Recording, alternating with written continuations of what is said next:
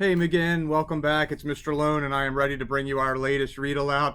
Always good to see you, and thank you for checking in and for sitting down with me and enjoying some books. We're going to keep this thing going on. It's just become a passion of mine, and I love to see you getting excited about stories and using your imagination and going on adventures. So, for today's read aloud, we are going to do a fiction story that has a little bit of a nonfiction sort of twist because people believe it, but we're going to do a story about one of the most popular legends and myths that exists. This is called Nessie, the Loch Ness Monster. Here we go. Long millions of years ago, the northernmost part of Scotland was not part of Scotland, but there came a time when it crossed the sea and it crashed into the rest.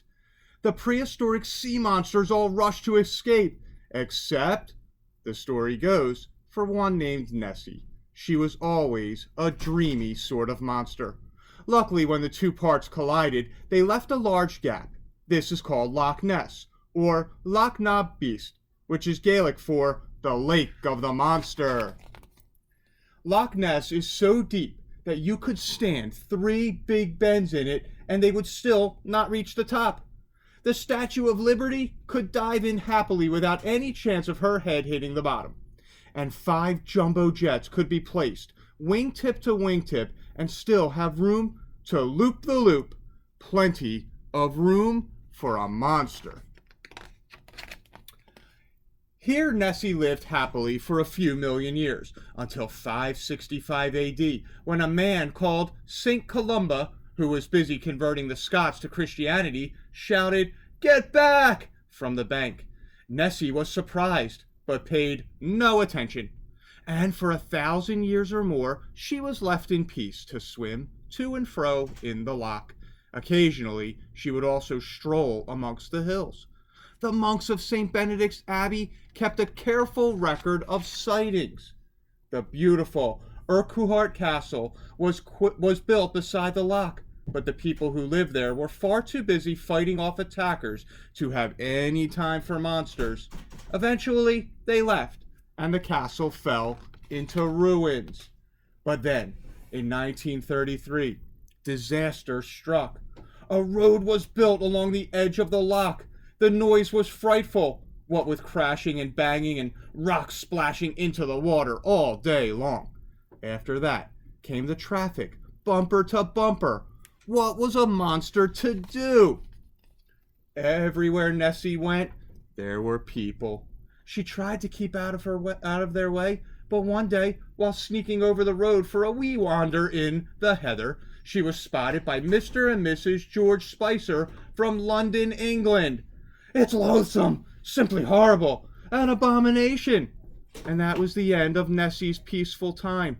Newspapers all over the world were full of the story. A famous circus ringmaster offered £100,000 to anyone who could catch the monster for him. People poured into the Scottish Highlands. The new road beside the loch became even more crowded, and everyone claimed to have seen the monster. Some of them said it had a head like a sheep. Others described a shaggy mane. Most thought it had a long neck, but did it have a tail? Was it as big as a house, or only the size of a cow? A few brave souls came within a hair's breadth of catching it. One of the newspapers sent a big game hunter to track Nessie. The hunter thought it would be more fun to make his own monster tracks with a stuffed hippo leg, which he used as an umbrella stand. Everybody was fooled. Photos of monster footprints were all in the papers. One day, a surgeon who was driving by the loch was startled to see Nessie. He took a photo. It did not come out very clearly. Perhaps his hands were shaking at the time, but it is still the best photo of Nessie that anyone has taken yet. Whether the surgeon's hands were still shaking when he later removed an appendix in Inverness is not known. Everybody wanted to find out how Nessie came to be in Loch Ness and why she looked different to each person who saw her. Some people said that she came and went through mysterious tunnels connecting Loch Ness to the sea. They said there were other monsters down there too. Other people said that Nessie was simply the proud mother of a whole family of wee little monsters, though who the father was, they did not care to say. One day, two boys out fishing noticed three very odd little creatures swimming behind their boat. They told the monks of St. Benedict's, who knew at once what they had really seen. Baby monsters. A great expedition was organized. 20 men watched the loch for a whole month, and one of them actually filmed the monster. The film was rushed to London and shown to some famous zoologists. The zoologists pretended to know what Nessie was, though they didn't have a clue, and the film was never seen again. People are still trying to find Nessie. The man who searched on a hang glider was afraid the noise of an airplane might scare Nessie off. One man went fishing for her by night. His boat was found empty the next morning, and he had vanished. Another man was nearly drowned as he tried to take a photo when Nessie came up under his canoe. And still another dived in a mini submarine, taking photographs underwater. Some people would like to drain the loch so they can search the bottom. Others devised complicated traps which never seemed to work. A group of scientists tried boats fitted with sonar, which is what bats use to find insects. And there's one man who has searched up and down the loch for 30 years or more.